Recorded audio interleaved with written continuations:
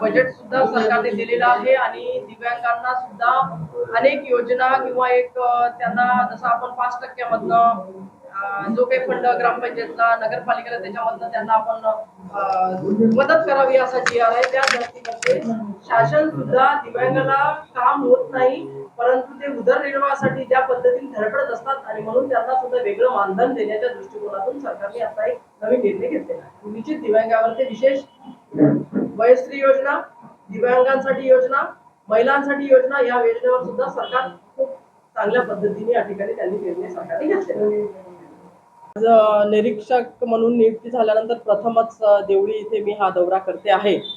आदरणीय मुख्यमंत्री साहेबांनी देवळीच्या विधानसभेच्या पक्ष बांधणी असेल किंवा विविध योजना असतील त्या संदर्भामध्ये आढावा घेण्यासाठी आणि पक्ष मजबूती करण्यासाठी या ठिकाणी मला पाठवलेला आहे आणि त्या अनुषंगाने मी हेच सांगेल की आज शिंदे सरकार यांच्या सरकारच्या माध्यमातून ज्या काही लोक उपयोगी योजना आहेत, ज्यामध्ये लाडकी बहीण योजना असेल, लाडका भाऊ योजना असेल, त्यानंतर वयश्री योजना आहे, मुख्यमंत्री तीर्थक्षेत्र जी योजना आहे ती पण आहे, त्याचबरोबर युवकांसाठी प्रशिक्षण तिथे आपल्याला त्यांना कौशल्य विकासावरचं प्रशिक्षण घेतात त्याच्याचं स्टायपेंड असेल, या सगळ्या योजनांचा रिव्ह्यू घेणे आणि आपल्या जे काही पदाधिकारी आहेत, कार्यकर्ते आहेत त्यांच्यासोबत बसून यावरचा एक प्लॅन तयार करणे आणि जास्तीत जास्त लोकांना, जास्तीत जास्त जनतेला याची माहिती किंवा त्याचा लाभ मिळवून देण्याच्या दृष्टिकोनातून सुद्धा याची मीटिंग किंवा सगळ्या पदाधिकाऱ्यांसोबतची हितगुज आहे आणि या ठिकाणी मी आलेले आहे। नाही बघा, आज रोजी तरी त्यावरती मी काही वक्तव्य करणार नाही, परंतु माझ्याकडे या ठिकाणी ही जबाबदारी दिलेली आहे की देवळी विधानसभासाठी आपण जाऊन त्या ठिकाणी काम करावं, सगळ्या पदाधिकाऱ्यांना सोबत घ्यावं आणि पक्ष भक्कम करावा। कारण मागच्या वेळेला सुद्धा शिवसेना या ठिकाणी लढली होती आणि म्हणून त्या अनुषंगाने मी या ठिकाणी आलेली आहे। अर्थात हा मतदारसंघ मुख्यमंत्री साहेब जसे बाकीचे मतदारसंघ शिवसेनेच्या कडे होते त्यावरती त्यांचा वरिष्ठ लेवलला चर्चा करून कोणते मतदारसंघ सोडायचे, काय करायचा हा विषय शेवटी त्यांच्या दरबारामध्ये जाणार आहे, त्यांच्याकडे तो असणार आहे। परंतु आज रोजी माजी मंत्री अशोक भाऊ शिंदे आहेत किंवा जिल्हा प्रमुख आहेत, सगळे पदाधिकारी आहेत, या सगळ्यांना घेऊन आम्ही या ठिकाणी काम करणार आहोत। तुम्ही बघा, उमेदवारी तर आमचे भाऊसाहेबच उमेदवारी त्या ठिकाणी उत्सुक आहेत, परंतु हा अहवाल मला साहेबांकडे पाठवायचा आहे आणि त्यानंतर साहेब काय जो काय आहे तो या ठिकाणी निर्णय घेतील। त्याच्यामुळे ही विधानसभेची निश्चितच रणधुमाळी सुरू झालेली आहे आणि विधानसभा ज्या शिवसेनेकडे आहे त्या ठिकाणी आम्ही सगळे खासदार, आमदार आम्ही सगळीकडे जातो। हे बघा, वाट्याचा विषय या ठिकाणी मुळीच नाही आहे। ज्या ठिकाणी आमचे उमेदवार सक्षम असतील त्या ठिकाणी त्या पार्टीने समोर जायचा असं वरच्या लेवलला प्राथमिक बोलणी झालेली आहे असं मला समजते आहे।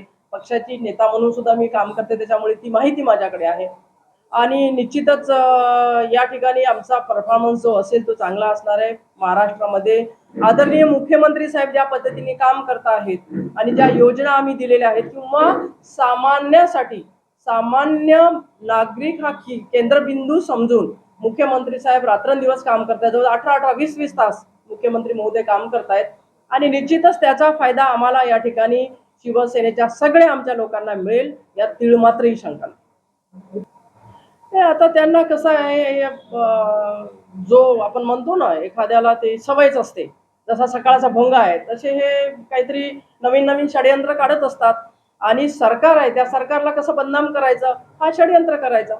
आणि त्या दिवशी मला वाटते भोंग्यांनी त्या तिकडे सांगितलंय की त्याच्यामध्ये कदाचित आमचे शिवसैनिक असतील, पण त्या ठिकाणी शिवसैनिक होतेच ना, मग तुम्ही ते स्वीकारायला पाहिजे होतं किंवा हो आमचे शिवसैनिक त्या ठिकाणी होते, जसा बाळासाहेबांनी त्यावेळेला बाबरी मस्जिदच्या वेळेला बोलले होते की हो माझा शिवसैनिक त्या ठिकाणी गेलो होतो, मग तुम्ही त्या ठिकाणची जबाबदारी घ्यायला पाहिजे होती।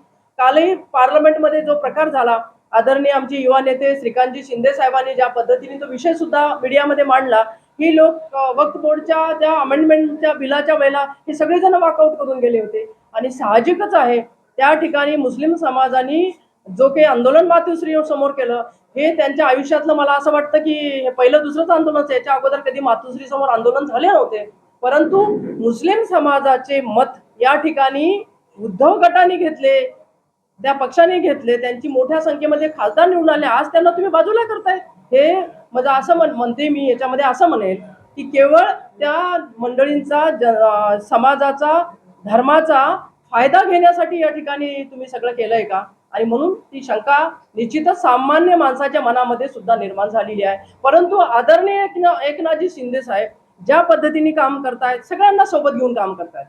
आणि म्हणून मला असं वाटतं की बाळासाहेबांनी जे मंत्र आम्हाला दिलं की सामान्यासाठी काम केलं पाहिजे, 80% समाजसेवा आणि 20% राजकारण झालं पाहिजे. आणि हिंदू असेल, मुस्लिम असेल, अर्थात काही मुस्लिम लोक आमचे काही दुश्मन नाही आहेत.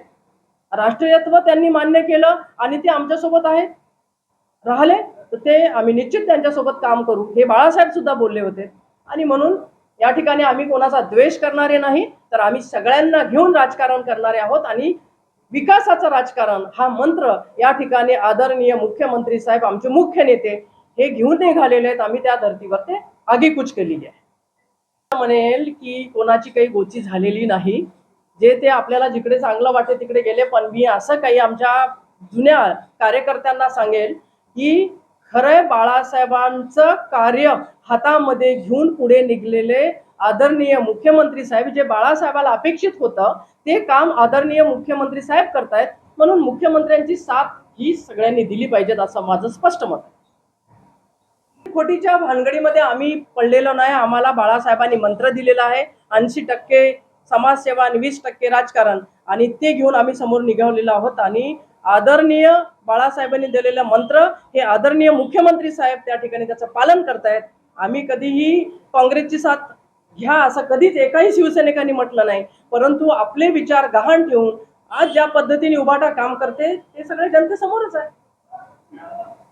याच्यावरती मी एवढंच सांगेल की कास्तकारांना सुद्धा या वेळेला आपल्या विदर्भामध्ये विशेष करून काही भागामध्ये धान होते, आपल्या भागामध्ये सोयाबीन आणि कपाशी होते, त्यांना अनुदान, प्रोत्साहनपर अनुदान देण्याचा एक GR पण काढला, घोषणा पण केली.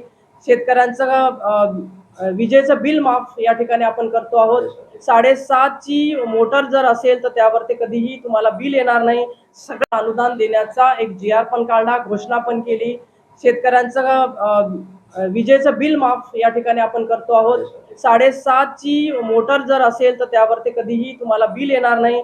सगळ्यात महत्त्वाचं काम या ठिकाणी सरकारने केलेलं आहे ते म्हणजे की भविष्यामध्ये सौर ऊर्जेवरती चालणारे मोटर पंप शेतकऱ्यांना मिळणार आहेत. म्हणून त्याचा रात्रीचा शेतीला ओलीत करायचा असेल तर त्या वेळेला जो काही त्रास होतो तो वाचणार आहे. आणि अशा पद्धतीने सरकार यावरती निर्णय घेत आहे. आपण जो विषय या ठिकाणी मांडलेला आहे त्यावरती मी एवढंच सांगेल की पुढच्या काळामध्ये आम्ही आग्रही असणार आहोत की शेतकऱ्यांच्या सोयाबीनला असेल, कपाशीला असेल, त्याचं धान्य जे काही तो उत्पादन करेल त्याला हमी भाव ही चांगली असली पाहिजेत. आणि भविष्यामध्ये ते आम्हाला करायचंच आहे. नाही, सहमत आणि बिगर सहमतचा विषय नाही. काही सरकारचे धोरणात्मक निर्णय असतात आणि पुढच्या काळामध्ये अत्यंत चांगले धोरणात्मक निर्णय होतील याची ग्वाही मी आज आपल्याला देतो. ते आम्ही भाजप सेना आमचं सरकारच आहे, त्याच्यामुळे युती असल्यामुळे त्यांच्यासोबत आम्ही जाणार नाही असं गृहीत कोणी धरलंय, कसं धरू शकतो आपण? त्याच्यामुळे आज रोजी या ठिकाणी शिवसेनेचा क्लेम आहे. शिवसेनेच्या पक्षांनी, वरिष्ठांनी, माझ्या मुख्य नेत्यांनी मला या ठिकाणी पाठवलेलं आहे आणि त्या अनुषंगाने या ठिकाणची चाचपणी मी सगळी करणार आहे. अर्थात प्रत्येकाला तिकीट मागण्याचा हा अधिकार आहे युतीमध्ये सुद्धा, आणि म्हणून प्रत्येक जण दावे परतदावी करत असतं.